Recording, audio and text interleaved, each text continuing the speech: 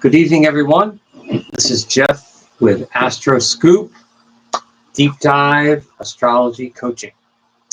How's everyone doing? Carolyn's here. She says, happy Saturday. Happy Saturday indeed. And it is 8 p.m. Eastern Standard Time, East Coast. And I'm looking over here, and it's not dark yet. So it's just starting. The sunset is now just starting. So between first week of May here, today is May 3rd, 2025, right up to the solstice will be the longest days and shortest nights. So this is a really nice period, the next few weeks, with more daylight and, of course, the beautiful weather. If you're in a temperate climate, it's often not too cold and not too hot, and it's just wonderful.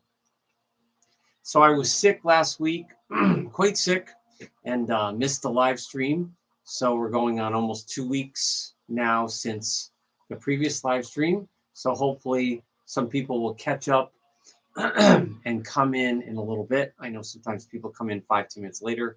And of course, today is Saturday, and I normally have my live streams on Friday. So we'll see if anyone comes in. It's all thrown off. Between being sick and being very busy, it's been quite the week. But there is a lot to talk about with Taurus, and also a lot to talk about with the transits, as always. And tonight's transiting chart is quite interesting because it has a lot. It has a lot going for it, but it also has a lot of what's been lacking in the cosmic charts for a few weeks, even months now. So the energy is really, really shifting and getting into some very powerful and interesting pieces of the cosmic puzzle. All right, so it's a little after 8 p.m. Eastern Standard Time. We're going to wait a couple minutes, see if anyone else comes in. In the meantime, just remember my live streams are here on YouTube usually every Friday at 8 p.m. Eastern Standard Time, or possibly Saturdays at 8 p.m. Eastern Standard Time. But you can also follow me on X, which is Astro_Scoop, or Instagram, which is Astroscoop7. Astroscoop7. I post on Instagram and X several times a week, so you can follow me there. And I often will go back and forth with messages. If I do a reel, then I will do a message on X, especially if it has to do with the live streams or videos coming up and changes, because I haven't been able to do a lot of content lately. So I'm quite behind, but I hope to catch up in May. Between now and Gemini, I hope to catch up with some content, some fresh content, and some fun live stream things coming as well. But I need input from all of you. So if any of you have suggestions about during this Taurus period or with Gemini coming up, about what you want to hear about astrology, the transits, the planets, the zodiac, horoscopes, aspects, please, celebrity profiles, please let me know, because I'm compiling some different things and for the late spring and summer, and I want to try to make things a little more interactive and change things up in terms of what the content and what we learn, that sort of thing. So so tonight we're going to talk about Taurus. So about 2 weeks ago we talked about the true period of Taurus, which is Taurus 1, coming off the Aries-Taurus cusp. And today's the 3rd, so today actually starts the Taurus Decan 2, second decan of Taurus, which is May 3rd to May 10th here, approximately around 10th or 11th, depending on the degrees. And of course, all Taurus people are ruled by Venus, but people born this week have a special co-ruler of Mercury. And when we get into the discussion of Mercury as a co-influence, you'll see why Taurus people born between May 3rd and the 10th are a bit different than Taurus people born in the first decan, April 25th to May 2nd, or people born, which we'll talk about next week, the late Taurus people, which are the 11th, right up until the Taurus Gemini cusp. So we'll talk about that. And I've seen some interesting astrology reels, like shorts lately, and I've watched a couple videos and gotten some interesting takes on Taurus from people. So I'm going to try to absorb that and think about what I talked about last year, and or what I talk about every year about Taurus, and see how we can freshen it up a little bit, and not always talk about the same sort of the same things. All right, so it's 8:06 Eastern time. See, we have a couple people in here. Oh, don't forget to like, comment, share the live stream or my videos, and don't forget to sign in to your YouTube Google account and click subscribe.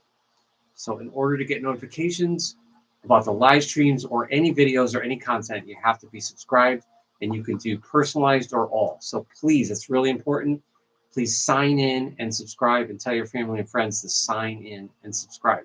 And I don't do that much content, so you will not get bombarded with notifications as I do with some of the channels that I follow, where I'm getting 2 to 3, sometimes even 4 notifications a week about these people posting.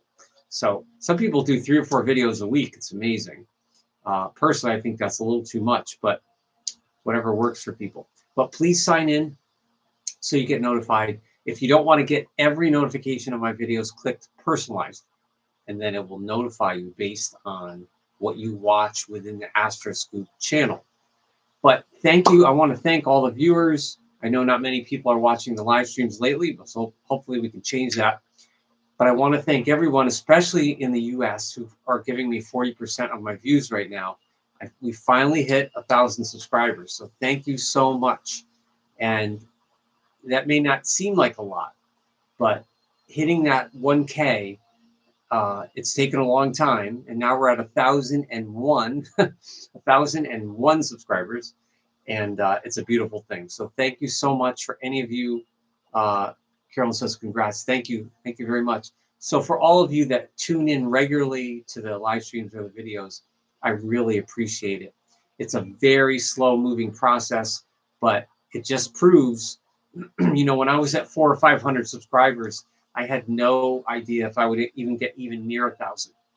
And because the amount of energy I put into this channel is not equal to someone that does it as their full-time business. A lot of YouTubers, their channel is their business. It is their full-time life. Many people aren't married or don't have children. You know, if you're single and your business is your channel, you're working on that channel 6-7 days a week. You're married to it. So that's part of the reason why there's a lot of YouTubers that blow up, because they have to do that. It's their livelihood. So for me, this Astroscoop is a part-time venture, and it will continue to be a part-time venture, and hopefully maybe more in the future. We'll see. But one good thing is I'm not attached to the outcome. I'm not attached to expectations. I have goals, and I have certain benchmarks I'd like to reach, posts, but I'm not attached to it. And who would teach us that out of the zodiac, out of the 12 signs? Who would teach us that? That would be Aquarius. And so I'm just trying to have a non-attachment to the end result and just let it flow. Let it keep moving forward, so it will go wherever it needs to go. That sort of thing. But yeah, 1,000 is a wonderful thing, and it's great that it finally happened. I was hoping it would happen this spring, and it did. So hopefully by the summer we can start getting into the, you know, maybe 1050, 1100, and start really moving, move the needle a little bit. But I want to say thank you to all the countries, especially especially the US right now, which is my main viewership. So if anybody catches this on the replay, we're about 10 minutes in. I'm going to talk about the transits in a little bit instead of waiting all the way till the end. And then usually at the end, I talk about the celebrities. So if you want to hear about celebrities and you jump in or you hit the replay, just you can scrub the video, do it till about 8:40, maybe 35, 40, 45 minutes in at that point, and then you'll see me starting to talk about the celebrities and finishing up sort of thing. So before we start with Taurus 2, this weekend, it's over here. This weekend we have some interesting people born between the 3rd and 6th. We have Bing Crosby, Christopher Cross, who did a song called Sailing, and Audrey Hepburn, Rudolph Valentino. And now it's interesting when I was looking at Taurus people born this weekend, Taurus 2 people, especially the older fashioned actors, actresses, and musicians and dancers, specifically, obviously born this week, but older, the Bing Crosby, Fred Astaire, Audrey Hepburn, that kind of era, old school.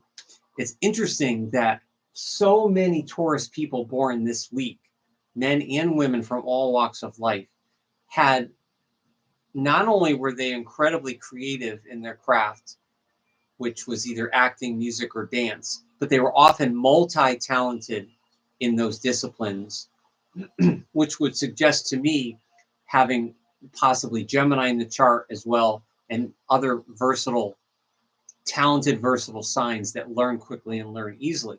But there's one thing that we're going to talk about with Taurus. This is all Taurus periods, but when I mentioned the first decan of Taurus people, they're ruled by Venus, and they're co-ruled by Venus, and that's April 25th to the 2nd. That's last week. They're all Venus people. It's a more raw version of a Taurus person. And if they're putting their Venus energy into music or business, they're putting it in a very raw, earthy, simple kind of way. But there is charm there, and there is sometimes a natural ability to be diplomatic and want to work towards the team. Even though early Taurus people can be very stubborn, they can be very good about helping team members work together if they want and require peace in their work or their hobby or community gathering, whatever they're doing. But people born this week, they are incredibly talented in multiple things. So you have dancers who are musicians, you have musicians who also learned how to dance, you have actors and actresses that learned how to dance, or dancers that learned how to act. And of course, there's a lot of people in history that do that, by taking classes and having mentors and things like that. But, Bing Crosby, he's like a quintessential crooner, right? Absolute crooner. That's Taurus to me, especially Taurus 2. Christopher Cross, he talks about sailing. He's from the 70s and 80s. He's an absolute pop crooner. And, the beauty of Audrey Hepburn, natural beauty. Rudolph Valentino, also very, very interesting kind of Taurus face for a male from that era of Hollywood and acting. But this is just so true of Taurus 2 people. So keep that in mind of anyone that you know that's born between May 3rd and the 10th, because these are Venus-ruled people, and they have, congrats on 1K. Thank you very much, Karen. I really appreciate it. Yeah, it's taken a long time. I remember when we hit 100. I remember my daughter saying to me, "Dad, you hit 100," and that was exciting. So we just gotta keep moving forward. That's all.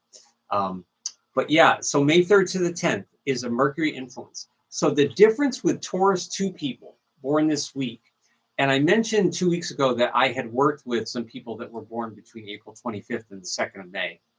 I had many coworkers born that week.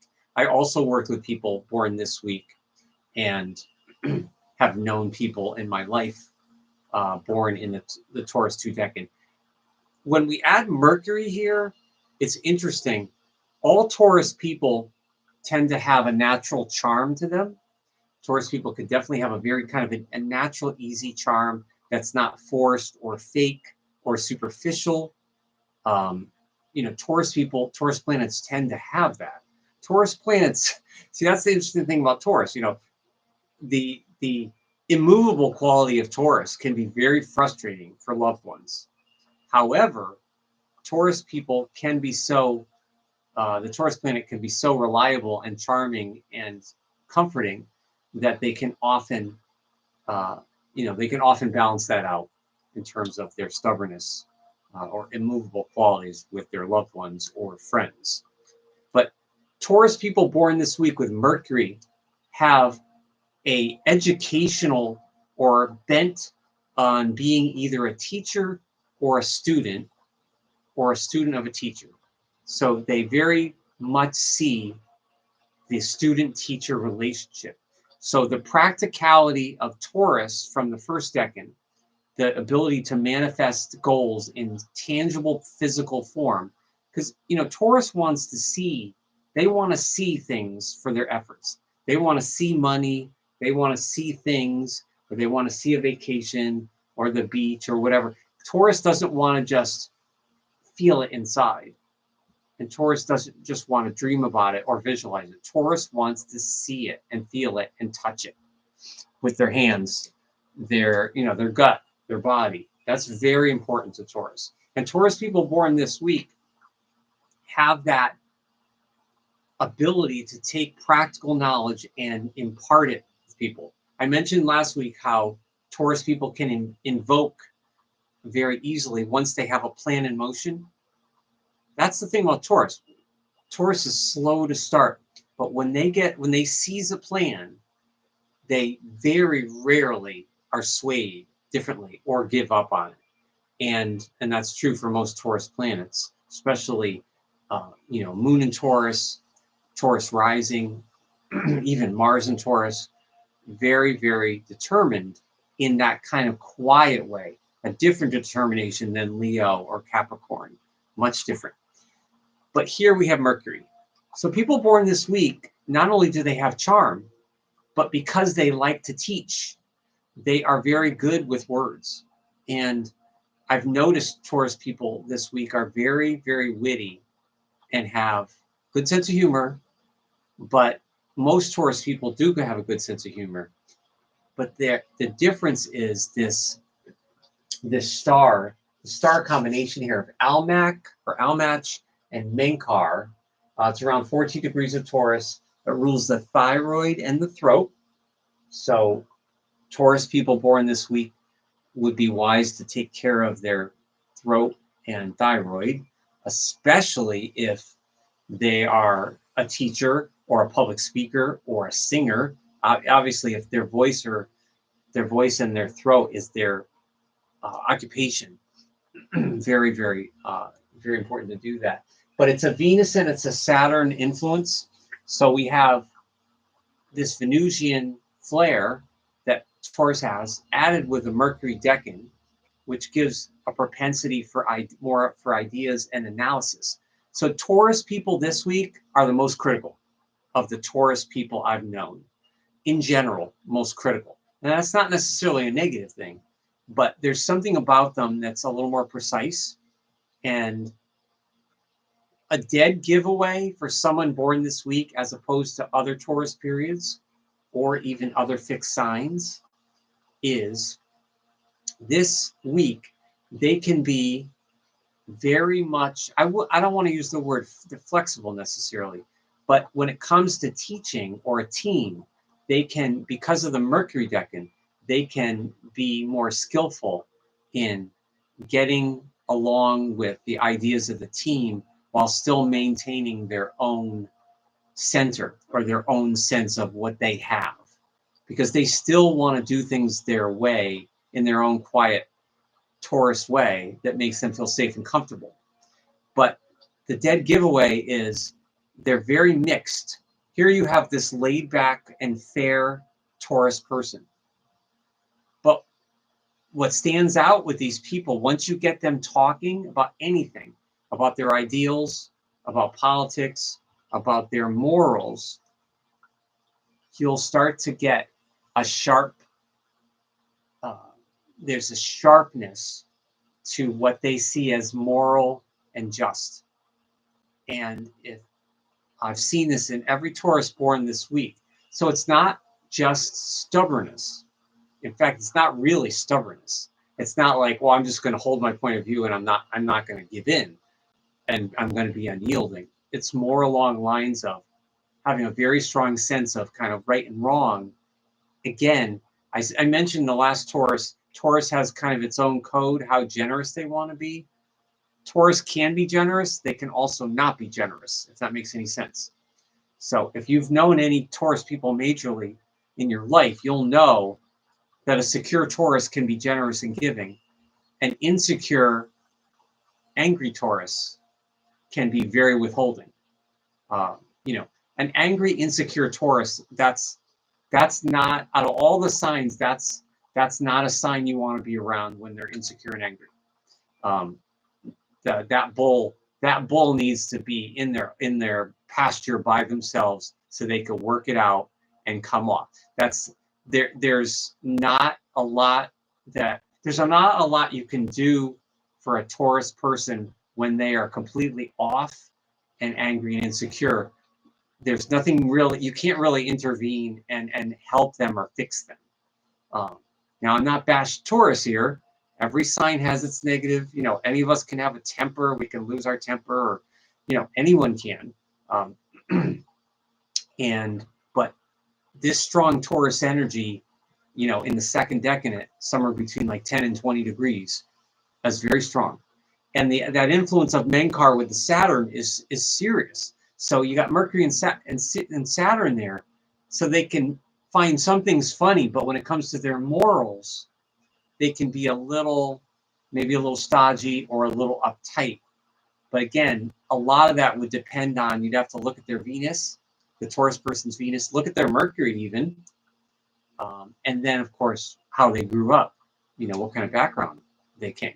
But that's kind of a flag for how I see a Taurus 2 person's differently. I once worked with a Taurus guy born this week. I will not forget. He was May 5th, and he would bait people in the office. He would bait people for arguments, and he would do it in this kind of nice, calm way. He wasn't yelling, he wasn't swearing, he wasn't inappropriate, but he would do this and he'd be like, "What do you think about this candidate for this politics?" And he was doing it to kind of goad people, which was ironic because as a Taurus people do not like to be goaded or prodded or pushed. They don't like to be messed with like that. That's where you'll get into problems with Taurus peoples, when you push them. And now again, it depends on the maturity of the person, other planets. But let me tell you, I've known enough Taurus people in my life and enough people with Taurus planets, including myself, that when you push a Taurus planet too far, now that doesn't give the Taurus person a license to react negatively or inappropriately. Of course not. The Taurus person should hopefully be able to choose how they react, but that's not always easy. And again, you got to think of the earth, like when you get your hands or your feet in the dirt of the earth, right? It's so thick and it's so fertile. So think of that calm earth that's so thick and dense, right? It's so calm and it's just there. But once you get it going, Taurus has this enormous engine that if you get Taurus going, they won't stop. And then once they stop, they can get stuck. So people born this week have that combination of being laid back, but they have strong morals and they have a strong idea of what they think is right. And that does lead to a critical nature. I have noticed them to be a little bit critical and somewhat rigid. Now, again, I would look at their Mercury and their Venus to see if there's any planets or anything that would influence and would color the Taurus sun, because that's very important. One of the most important things as astrologers is, and it doesn't matter what system you use. It doesn't matter if you use sidereal Vedic astrology, or I'm using tropical astrology, Western astrology. It doesn't matter. A good astrologer See, one sun sign astrologer would say, hey, that guy's a Taurus in the room. What I would say is, hey, that guy's a Taurus too. Oh, well, how's that different? I know someone that's born April 26th. Oh, that's a Taurus one. So, you know, those the little minute subtle differences along with the other indicators in your chart are really so important. And that's what makes, at least in my opinion, that's what makes better than good astrologers, great or excellent astrologers that can decode that and those little subtle things. It's a lot of astrology is not always what we know and our power of our intellect and having all these mathematical equations and we read 700 books. A lot of it is not just that. You know, it's decoding. It's also someone that's good at seeing patterns.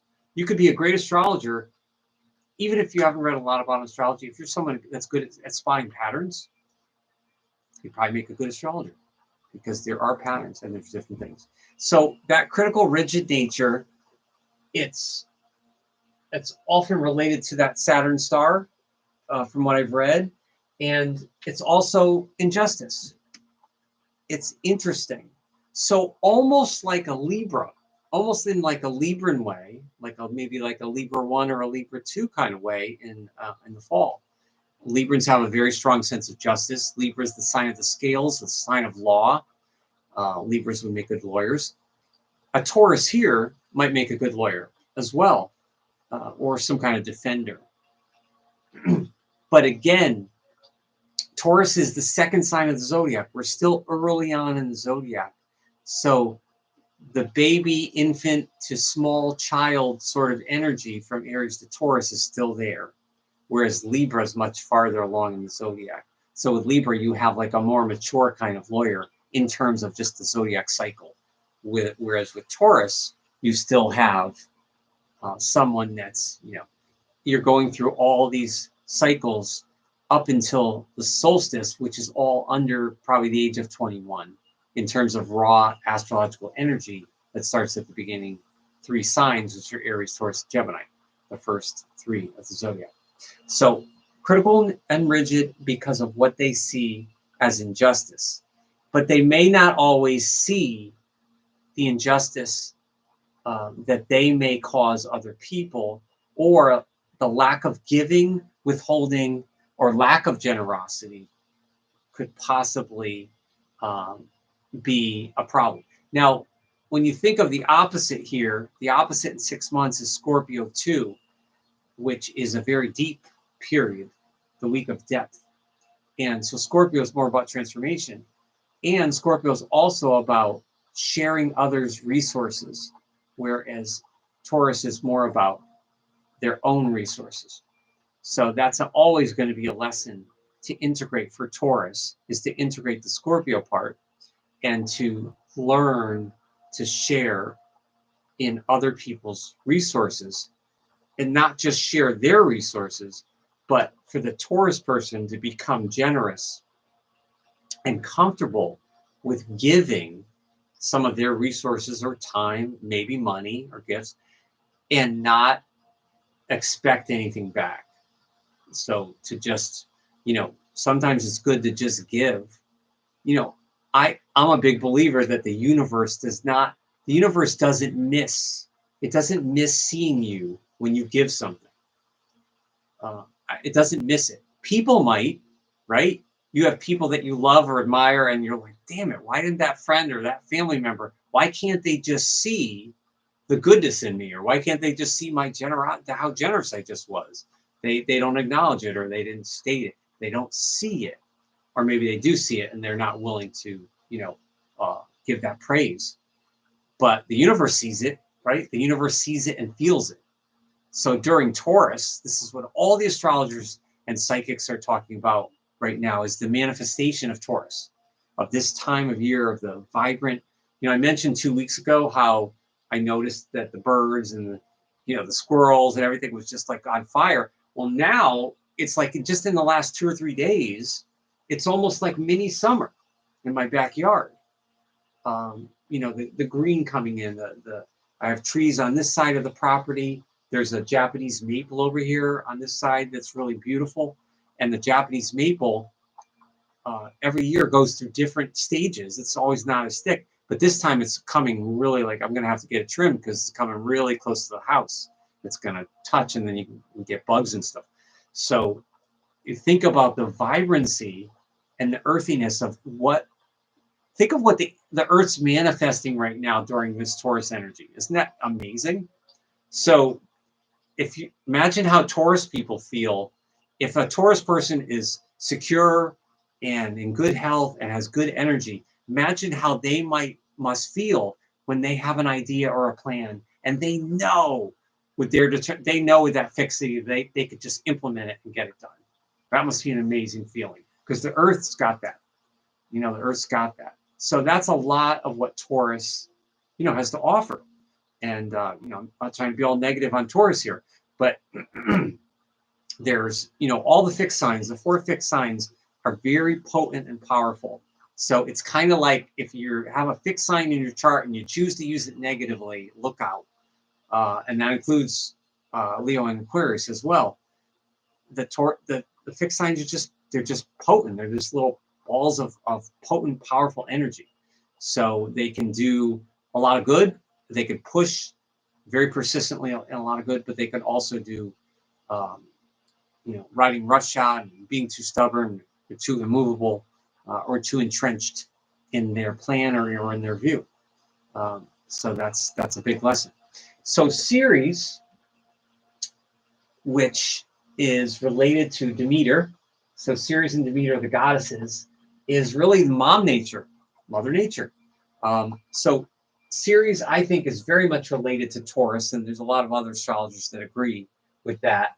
And when you consider, so tonight, I'm going to talk about in a minute, tonight we're at 13 degrees of Taurus. We're almost at the mid-cycle and midpoint of spring. So here we have 15 is the midpoint of spring, and that identifies with Ceres and mother nature. So anybody born today, the 4th, the 5th, the 6th, and 7th, especially, I would say between the 3rd and 7th, have male or female, doesn't matter. And it doesn't matter their sexual orientation or anything. They would have a very strong mother nature principle. Again, it doesn't matter if it's a man or a woman. Very strong, nurturing, very fixed, nurturing principle. And again, that can be very positive and loving and protective. It can be smothering or possessive. So again, it's, with a fixed sign, fixed signs have to be careful with going too far with something, taking something too far, and then just not being able to change it up, or adjust. But Ceres, the mom nature, that is Taurus. Taurus is the earthiest sign, and it's because it's the second sign of the zodiac. It's so fresh in the zodiac, and it's the first earth sign of the zodiac, and it's spring. It's not a overly developed time of year. It's just all coming. So I believe that because Taurus is related to Ceres, that it's the most earthy, much more earthy, in every definition of the word earthy, more than Capricorn or Virgo. And Demeter, of course, was a nurturing goddess, care and instincts, and natural instincts, not necessarily psychic, not instinctive, more like a in a different way than a fire or air or a water sign might be instinctive. But Taurus. So Taurus people usually have a very good sense, especially people born this week. They have a good sense of using not necessarily head versus heart, but their head versus their gut. Like, what does my head tell me, and what does my gut tell me? And Taurus people are usually very good. They would be good to not neglect their physical sensations of their gut, which is more physiological, I think, and being more in touch with that earth energy and in touch with their body, which most Taurus planets are. Now, this is the biggest thing I've seen. I get asked by people sometimes, as an astrologer, what sign do you think is most difficult? or what placement's most difficult. You know, you see these reels or top 5s, top 10s. Those are really, really difficult questions to answer. And it's not difficult to answer because I'm indecisive, or I don't know, or I don't even have a strong opinion, because I do. But I have opinions both personally, and then I have opinions as an astrologer, right? So what I've been through with people in my personal life, that's not necessarily fair if I call out one placement because I had trouble with 2 people that were Sun and Taurus, to say, oh, those Taurus 2 people, oh, they're so difficult. You know, that's not fair. Just like if someone were to call, you know, placement I had out, and they said, oh, gosh, you know, that guy was so difficult, or whatever. You know, you have to take that with a grain of salt. But I will say, this is a huge lesson for all Taurus people, is to revise as necessary. There's never been a Taurus person I've ever met where in some way, that doesn't mean that I or someone else knows what's best for them. I'm not saying that we know what's best for them, but sometimes you can see the person with the Taurus placement really needs to revise and change a little bit and adjust their attitude, behavior, or their path. And they just are unwilling or don't know how to do it. And it's kind of like, do they not want to do it? Or do they know how to do it and they don't want to do it? Or do they just don't know how to do it? In other words, they're stuck. They have good intentions. They want to change. They want to move. That's why if you're a Taurus person or you have major Taurus in your chart, if that person's developed good habits and a good lifestyle, they'll probably be fine their whole life. If they're into health, you know, exercise, good work habits, you know, healthy relationships, they're loyal, you know, fidelity, you know, just good qualities in relationships or friendships, that Taurus person will probably be fine and they'll be very steady. But if that Taurus person has adopted, you know, crutches, compulsions, obsessions, you know, there's no stopping Taurus. So if a Taurus person sets their sights on something negative and they lock into that, look out. Whether that's gambling or food or spending too much money or whatever, or just working too much. So Taurus people have to really be careful of being able to know when to revise their plans as necessary. And that's really, really, really tough thing for Taurus people. And again, I'm waiting for astrology to prove me wrong. I don't mind being wrong. I'm fine to be wrong. I don't need to be right. I'm not in my ego like I have to be right. No, I am totally fine. I've said to other astrologers, I'm waiting for astrology to disprove itself to me, and it never does. So it's just so interesting that when you understand the nuances of the signs and the weeks, that very rarely are people not showing colors that have these planetary and star influences.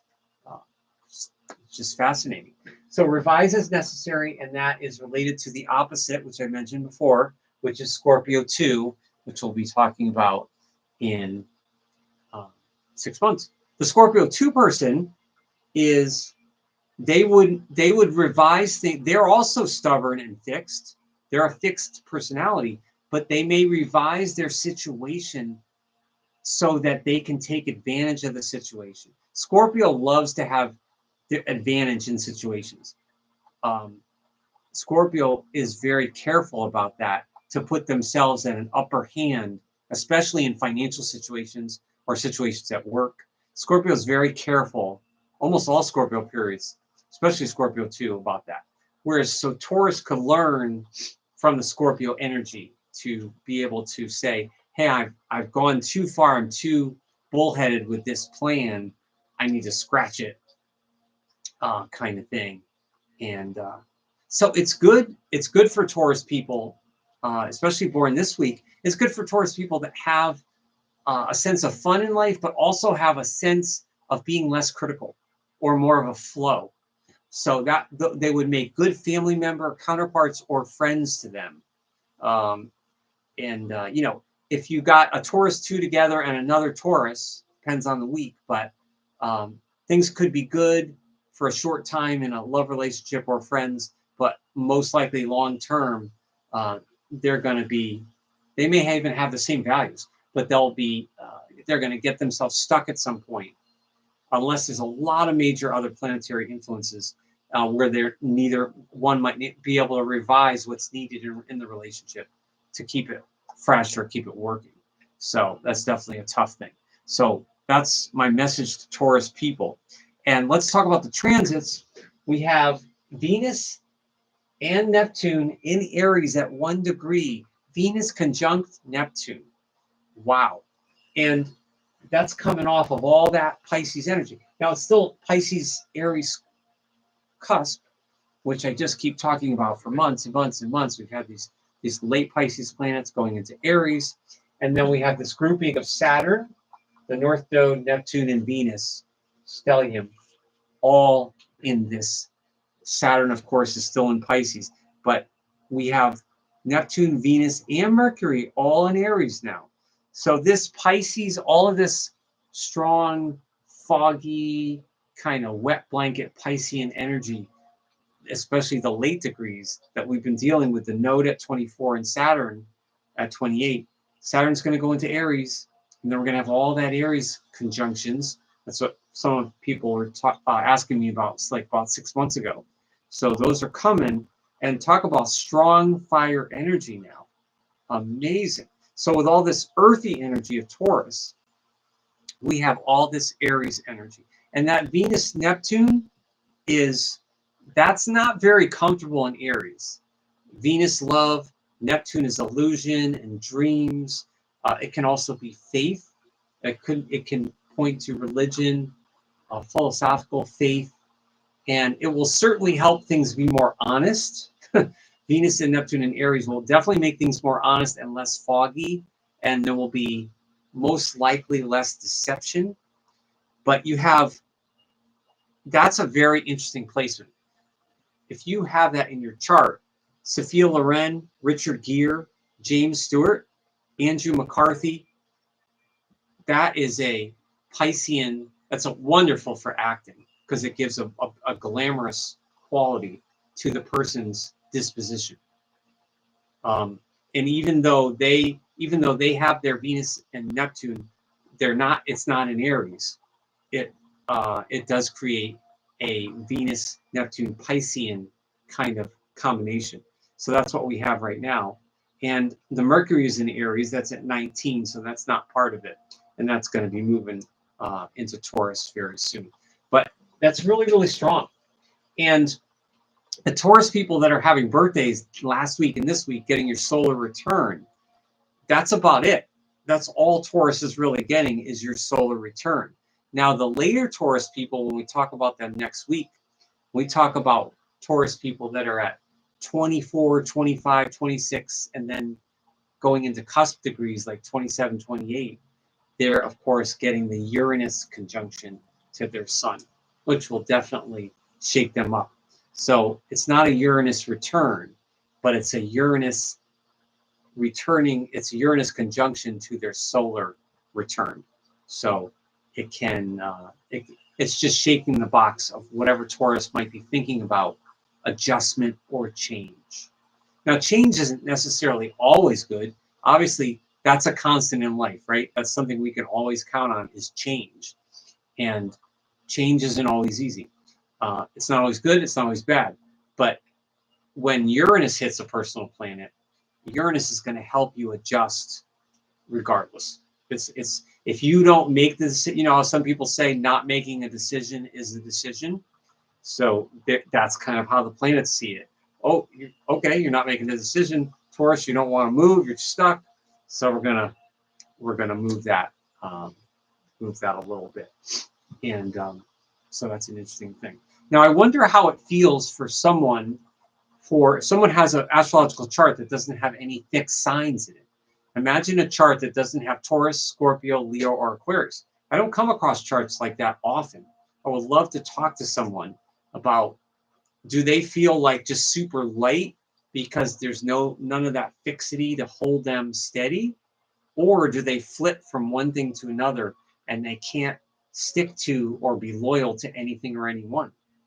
I think that would be a real struggle not to have any fixed signs, obviously. Not trying to be too fixed.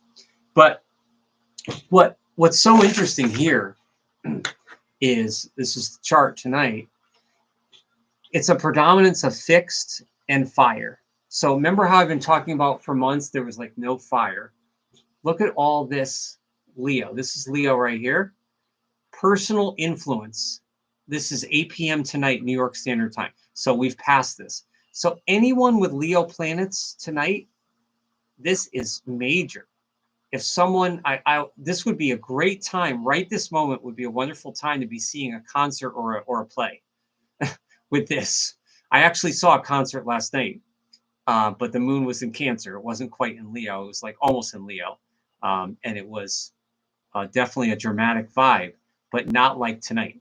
Now, here's the part of fortune, which is also in Leo, which would suggest that a baby born right now, he or she would get incredible enjoyment by learning how to be generous.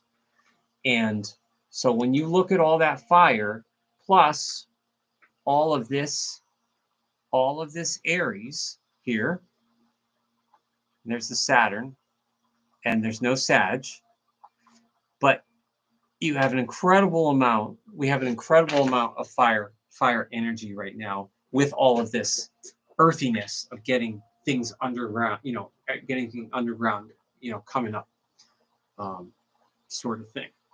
And with the absence of Sag, there's no Sag planets, and the lessening of Pisces, what we're going to see here is, because if we take the chart Sans, Pisces, and Sag, we're going to start to see it's going to be harder for some people to access faith. And I don't mean just religion, but I just mean those are two signs that are connected to faith and hope, is Sagittarius and Pisces, mostly. Very much Jupiter and Neptune and Jupiter. So by having that lessening influence, it'll be interesting to see what happens. Somewhat, a lot of the truths and a lot of this shift with the Aries energy, especially when Saturn goes into Aries, is going to be a little rough because it's going to be a little abrasive, because Aries is so direct and honest, and that can easily rub people the wrong way, and it will inevitably hurt feelings, even if it's the collective feelings, of us, not necessarily personal feelings, but it could be the collective feelings. But we also have this fixed T-square tonight too. We have all this Leo. We got all this Leo. We got Scorpio over here rising, and then the Taurus here, and then of course Pluto and Aquarius, which we just had the Mars opposition Pluto, which is incredibly powerful. So we have this Pluto stationary. Pluto's going to go retrograde tomorrow, and it's all the way until October 13th. So make a note of that. So June, July, August, September, October, 5 months and a couple of weeks for Pluto to go retrograde. So it's stopping at 3 in Aquarius, and it's going to go backwards, and it's going to hit, it's going to hit one of my early fixed planets again. It's going to hit those early, it's going to square those Taurus and Scorpio planets that are 0, 1, and 2, and 3. And then it's going to oppose those early Leo planets for people. So between now and October, whatever that did to your fixed planet, however it manifested, it's going to be one last run through. It's kind of like, I know I mentioned this a few months ago, it's kind of like if you were acting and you're doing a read through and you kind of got it, you nailed it. But then when you actually went to present it, you forgot your lines and you didn't nail it. Now you're going back, you have another chance. So it's not necessarily a bad thing. It's like that planet Pluto is going to hit my early fixed planet. It's going to say, hey, what are we doing? Are we too fixed? Are we too stubborn? Are we holding on to something too tightly? What do we need to do here? That's all it's going to ask. And then I have to ask myself, because I know where it is in my chart. It's in my 4th house of home. So I'm going to have to ask, how does this square affect me in my roots, and on my house of home, the house of Cancer, and then just look for clues. And usually we know intuitively, but we may fight it again because we don't want that change. And again, this involves fixed signs, which are not easy to adjust and change. But the gist is the strong, incredibly strong fire energy. The air energy is obviously the Pluto and Aquarius. There's no Libra. The Libra's behind the scenes. The Jupiter in Gemini is at 21, and it's not getting any. Jupiter in Gemini is not getting any trine from either of the other air signs, but it is going to get sextiles from all the Aries planets. Like Mercury is sextile in Jupiter right now. And then once the Leo energy gets later, well, the moon will change, but Mars will get later. Mars will sextile Jupiter as well. So that'll help the Jupiter and Gemini communications, expand communications more so in a positive way. And there's no Sag there for it to oppose. And there's no Virgo to have a square, to form a square there. So it's really, really interesting. But this fire energy is incredibly strong. And of course, regardless of how much fire signs people have in your chart, the Aries and Leo are somewhere in your chart. So they will activate something. But very, very interesting times. And but this is a time to get things done. Between all the direct energy, except for the node. You have the node as retrograde, but to have Mars direct, we know Pluto's going to go retrograde, but to have the Sun in Taurus, Mercury's direct, Mars is direct, Venus is direct, all that fire energy with the implementation that Taurus likes to seize a plan. There should be, I hope to catch up on a lot in the next month because I got thrown off my game a little bit in the last couple of weeks. So hopefully we'll get back. But that's what happens with all of this. This is all comes back to the essence of Taurus. Is that I mentioned that Taurus is this colossal sign of inner strength. So it's really, really a big responsibility for a Taurus person to use that positively, right? And Taurus people in general, Taurus people are lovers and not fighters. So if you know Taurus people, or you've known Taurus people, especially born this week, you'll know that generally speaking, unless they're in the military or something, they don't prefer to fight. They prefer to be more of a lover or more laid back about things, even though they can be very sharp and stringent about what they think's right or their morals. But it all depends on if their Taurus planets are afflicted. And again, if someone has an afflicted Taurus planet, that could be a red flag for negative patterns of behavior that are hard to stop. And that is also, especially if it's the later degrees of Taurus, which is conjunct the star Algol, which every astrologer in the world, my gosh, I don't think there's any astrologer, UK, India, Australia, I think I watched one from Scotland, all the good astrologers, when you start getting to those late degrees of Taurus, they always talk about Algol. It's not necessarily all bad, but there's very, very strong, passionate female energy with the late Taurus there, which we'll talk about. And that can be used very negatively if the person, again, isn't secure. That's a big thing. We'll talk more about this with Cancer too, but security is very important to Taurus. So if Taurus is feeling angry or insecure or off, look out. Just give that Taurus person, give that bull space to, work things out in their pasture. But by the same token, no other sign can be as peaceful and calm as Taurus can be. Taurus has got pretty much every other sign beat. When they are feeling safe and they are feeling secure, and you're treating them right, Taurus can be incredibly pacifying influence on people and comforting influence. So Taurus, Taurus, Taurus has a lot to give. All right, let's talk about Taurus celebrities. Now we're towards the end of the hour. I see we still have 2 people. We had a couple of people there. Appreciate that. All right, so this is quite a list. And again, this is people with Venus, with Mercury as their co-ruler. So these musicians are not only Venusian with that Taurus nature, but they are good with words and they are practical with words. Pete Seeger, kind of one of the fathers of folk, right? He goes way, way back, and the whole between the whole tri-state area and Massachusetts and Connecticut and everything, very, very influential in helping the folk movement to move forward in a very simple and earthy way. I think I mentioned James Brown, very troubled man, but his talent, and his teachings as a rhythm and blues musician and conductor, so to speak, of all these bands that he had, influenced all R&B and soul from that point on. Amazingly talented. Steve Stevens is a guitarist with a group called Billy Idol, and he's an incredibly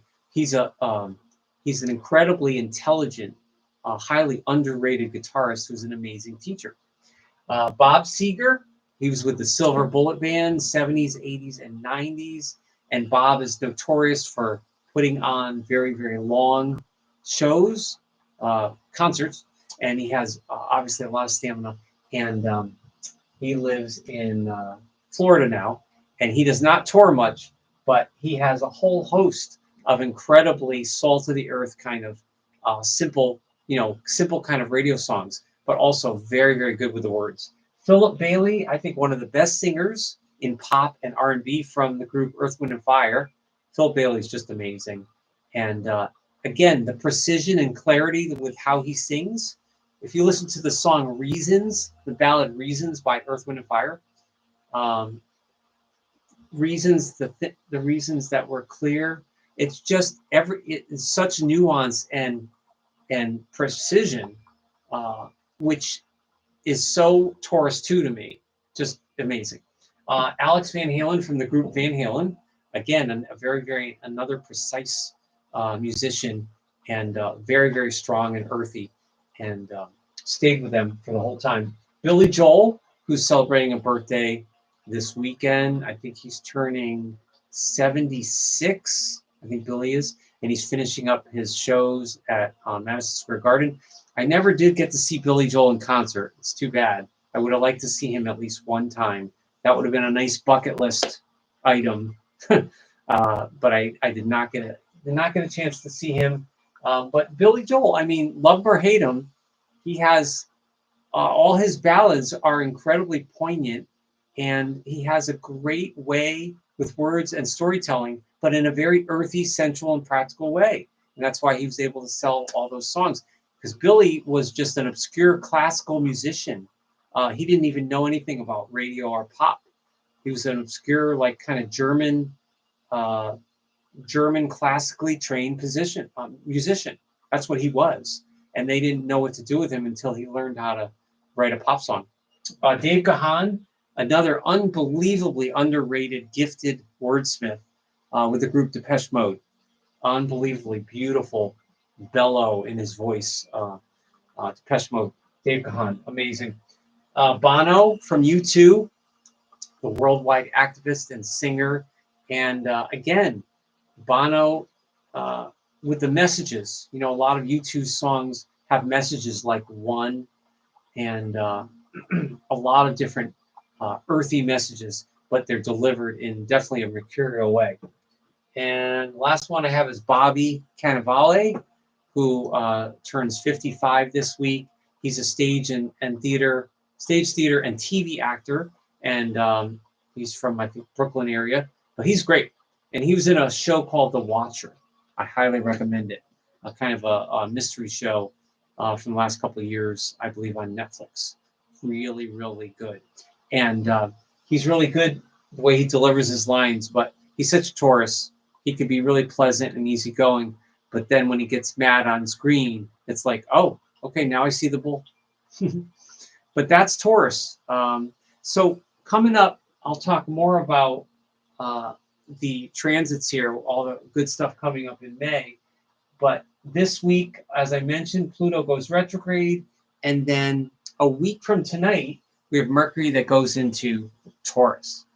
And that'll all happen coming up, going towards the full moon on the 12th, full moon in Scorpio, which will be, that's always a good time for Taurus people to, as I mentioned before, kind of tap into that Scorpio energy. And then it's also a good time for Scorpio planets or the moon in Scorpio people to tap into the calmer energies of Taurus. So even though I mentioned that Taurus people need to revise as necessary and change, there are times when it's okay to just stay the course and you don't always have to transform, which is something that Scorpio likes to do.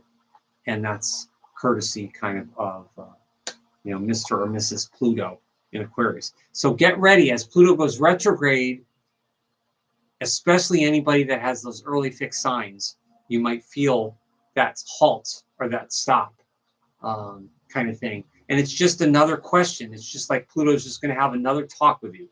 It's just like, oh, you need to sit down.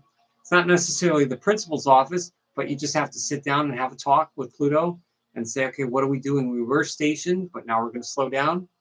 And what do we, with the fixed signs, it's always about, do I need to revise something? Can I be less stubborn? Can I be less hard-headed about something? Kind of thing. And again, that includes Leo and Aquarius planets as well. We like to think of Aquarius as an open-minded, universal hippie sign, which Aquarius is. We love you, Aquarius, but don't let Aquarius fool you. Aquarius is stubborn as well. So, well, thank you so much. I'm glad we caught up, and I wanted to do just the hour. Very interesting and informative. Thanks. You're very welcome. I really appreciate everyone's patience. I know I haven't gotten back to anyone that emailed me or the comments. I haven't really gotten, so I'm sorry. I was not ignoring you, but it was a tough week, and but I'm recovering, getting there, and obviously always grateful. Namaste. So thank you. Don't forget to like, comment, subscribe, and share, and really subscribe. And thank you for hitting 1,000. For anyone that watches, even the replays regularly, I really appreciate you. Thank you so much. And don't be afraid to contact me. Don't be afraid to give me ideas about what we want to talk about for the rest of May and then coming up towards the summer. I really appreciate it. All right. Have a happy weekend. And then don't forget next week, don't forget to recognize the moms in your life. And again, Mama Earth, Ceres, Demeter, Taurus. This is why is Mother's Day during Taurus, right? It fits. So let's not forget, let's not forget how much mothers of all kinds do, right? Moms do a heck of a lot, and we appreciate you.